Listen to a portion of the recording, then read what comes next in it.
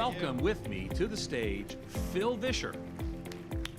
Hey. Ed, you took 30 seconds of my time. I'm taking it back. Hi, kids. I'm Bob the Tomato. I am here to talk about creativity, media, and evangelism, which at first will not sound like that's what I'm talking about at all. So just stick with me, bear with me, because I'm going to bring it around. I'm going to bring it all around. I do a podcast with a friend of mine named Sky Jitani. It's called the Holy Post Podcast. And so I have to keep up with the news about the church, the news about evangelicalism in North America. And that news lately has been a little discouraging. So I have to make a confession. I'm a little discouraged. A recent study found that when asked the question, does America have a responsibility to welcome refugees, the group most likely to say absolutely not was white evangelical Christians.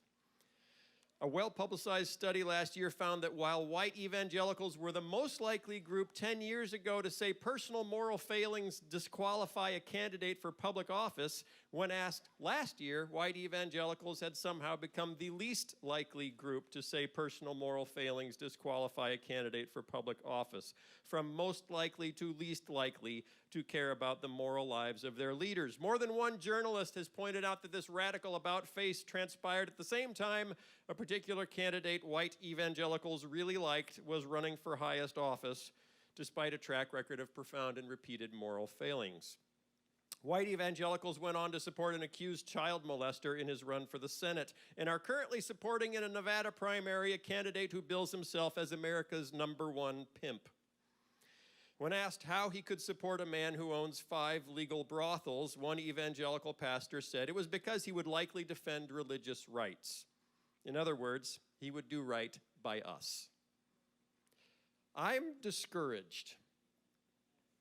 Most of the rest of the country is confused. Headlines in the New York Times, the Washington Post, the Atlantic, the New Yorker, and on websites like the Huffington Post and Politico are all asking variations of the same question. What happened to the Christians? Secular New York journalists don't claim to be Bible experts, but they're pretty sure Christianity in practice isn't supposed to look quite so self-serving. At worst, self-described evangelical Christians appear to the world to have gone mad, to have taken leave of their senses, to have shown that all the talk about love and family and personal purity was just a ruse, a farce. At best, they appear to be at very least highly compromised, trading public witness and long-held values for personal goals and political influence. Much of America, the next generation in particular, some of our own kids, are concluding that Christians are simply not what they claim to be. Concern about white evangelicals is all over the news. Also all over the news in the last month are stories about Fred Rogers. Mr. Rogers to you and me. Fred Rogers is having a moment. A new documentary about the famous children's TV host is playing in theaters right now to rave reviews. No, not on Netflix or Hulu or Amazon Prime. In actual theaters where grown-ups are paying $11 plus $6 for a cup of soda to sit through a 2-hour documentary about Mr. Rogers. This fall, a major Hollywood movie about Mr. Rogers is coming out where the role of Mr. Rogers will be played by Tom Hanks.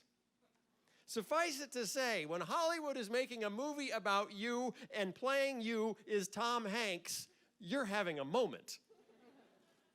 A recent article in Vanity Fair starts out, "Did we ever deserve Fred Rogers? All evidence points to the contrary." The Hollywood movie is based on the story of a journalist who was hired by Esquire magazine in 1998 to fly to Pittsburgh and write a story about Fred Rogers. The journalist, Tom Junud, thought he was writing a puff piece, but his interactions with Fred over several weeks changed his life, earning his story the cover of Esquire magazine. That is what the movie is about, a life-changing encounter with Fred Rogers. One film critic said while reviewing the new documentary, typically you expect documentaries about famous people to knock their subjects down a few levels, to reveal their dirty laundry. A documentary that doesn't do that is considered dishonest because every celebrity has dirty laundry. But this critic admitted that walking into the theater, he hoped, almost prayed that this documentary wouldn't do that to Mr. Rogers.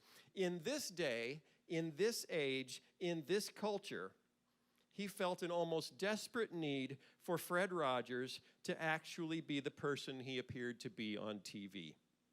And this critic described his overwhelming joy at discovering that, in fact, Fred Rogers was the person he appeared to be. He was the person he played on TV.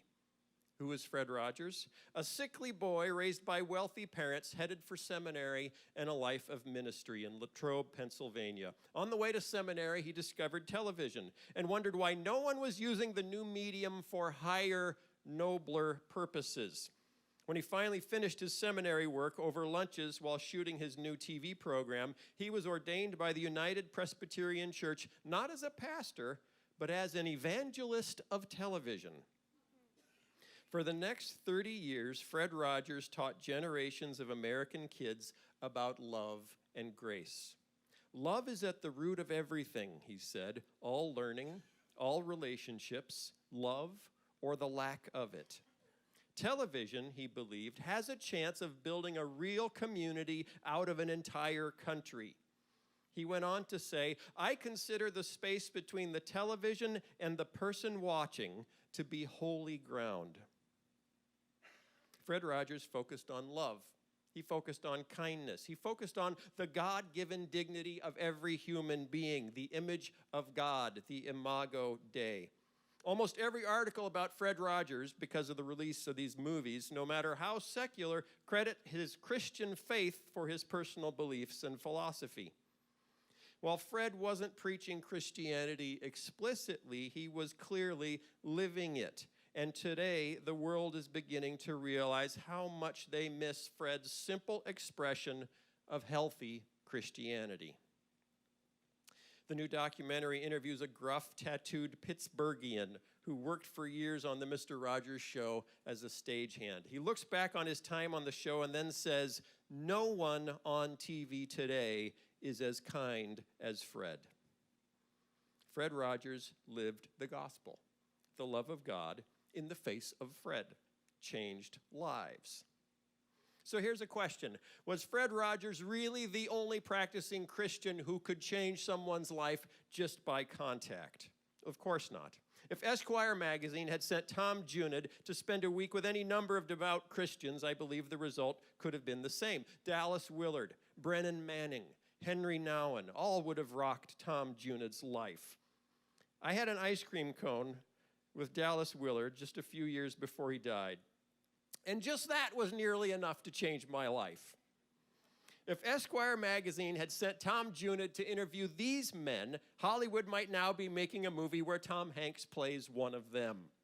But Esquire didn't send Tom Junod to interview one of these men because Esquire had never heard of these men. I've heard of them. You've heard of them. They're all well known in our circles, but they are nearly invisible to the world. What's the difference between these committed Christians, authentic Christians, and Fred Rogers? Well, it seems crass, but it's simple. Fred Rogers was on TV every day, nationwide, for 30 years. Fred Rogers saw the mess that is American television and American media, and rather than running away, he ran toward it. He said, "This is my pulpit," and he considered the space between the television and his viewer sacred, holy ground. Christianity in America is compromised. It's compromised with a thirst for power and a thirst for privilege. I get discouraged by this. But then I realized that this has probably always been the case. The Crusades were enabled by a compromised Christian faith, and the Inquisition, and slavery, and Nazi Germany, and Jim Crow. As much as there have always been committed Orthodox Christians fighting against these evils, there have been many more culturally compromised Christians going along with them, justifying them, saying, sure, he's a pimp, but he's my pimp. He's looking out for me. So what does this have to do with mass media and creative arts? Mass media is how much of the world today experiences reality. If it isn't on TV or YouTube or in my Facebook feed, it might as well have never happened. And here's the problem. Healthy Orthodox Christianity produces in its practitioners the opposite behavior of that which is rewarded by social media, the internet, and television. Healthy Christianity produces humility.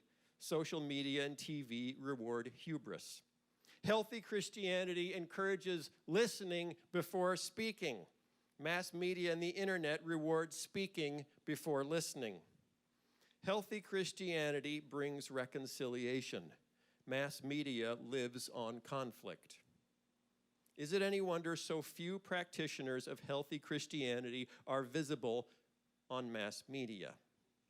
Fred Rogers hated television. He was repulsed by television. He hated it when he started in the 1950s, and he still hated it when he retired in 2001. After all these years, it's still just as bad, he said. Fred Rogers considered himself a missionary to television. He was called to wrestle with the unruly beast and force it to do something valuable, something meaningful, even if for only 30 minutes a day and only on public television. If there is to be a healthy Christianity in the media today, it won't look exactly like Mr. Rogers. The spirit of Mr. Rogers can take many forms. For example, a talking tomato. In my mind, Bob the Tomato's ultimate goal was always to be Mr. Rogers.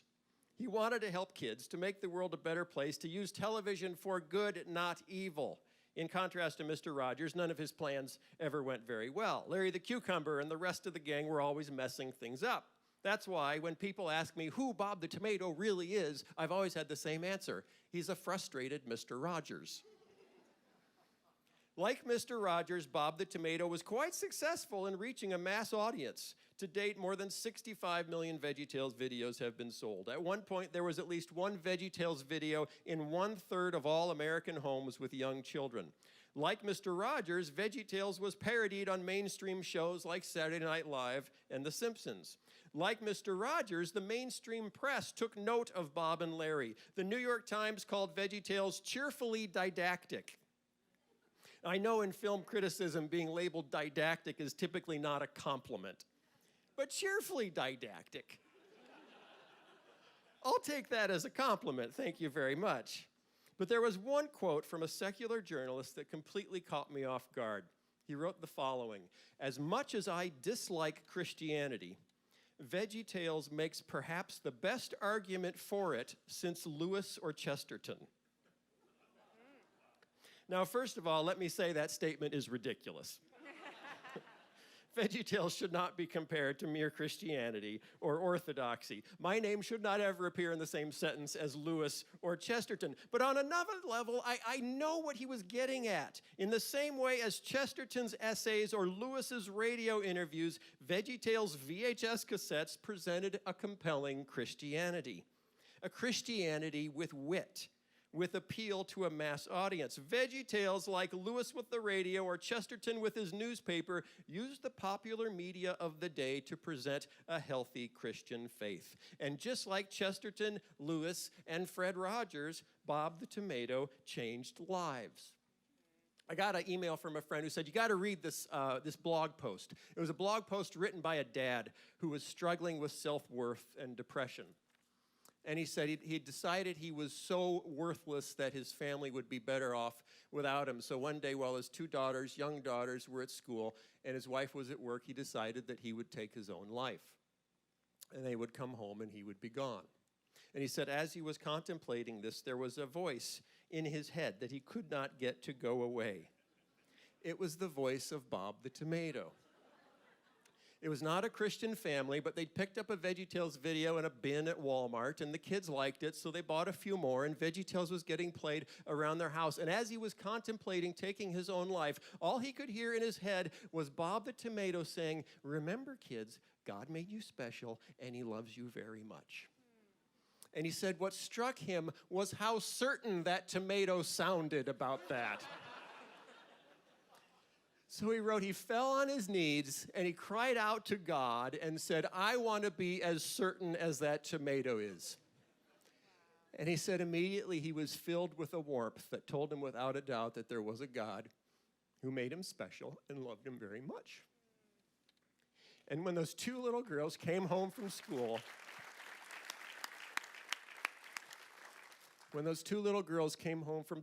they still had a dad. The world needs healthy Christianity in compelling, creative, easily accessible forms. Your pastor's sermons are fantastic. No one remembers them 48 hours later. I'm sorry. Lecture is known to be the least effective form of communication. So what's next? How can healthy Christianity reemerge in compelling ways for a mass audience? Are you familiar with the Bible Project? I love the Bible Project. You should be. Portland, Oregon, Tim Mackey and John Collins are crowdfunding short animated videos that explain the Bible and the Christian faith, then putting those videos on YouTube where they can be watched for free literally all over the world. Some of their videos have been viewed more than 1 million times. And my own underfunded production company here in Illinois is animating tiny little interviews with people throughout history whose healthy Christianity impacted the world. Our first 5 animated interviews are with St. Augustine, Rosa Parks, G.K. Chesterton, Florence Nightingale, and Francis of Assisi. Next up is Ruby Bridges, Mother Teresa, and Henry Dunant, the founder of the Red Cross. We want kids to see how much healthy Christianity has benefited the world when all they see on TV is angry Christianity doing the opposite. Unfortunately, we live in a world today where being good has largely lost its connection to being Christian. In fact, in some circles, being good is important so we can stop those Christians from doing all the mean things they want to do to immigrants, the poor, the LGBT community, and the environment. Today, compromised Christianity is all over the media because compromised Christianity produces hubris and conflict, the things mass media loves. We need a new generation of Chestertons, Lewises, and Fred Rogers, healthy, humble Christ followers who run towards the media rather than away, who wrestle it to the ground and force it against its will to say something meaningful. Even if they don't realize it, America misses us and desperately needs us to return the life and light of Jesus to the homes of our nation and the world. Thank you.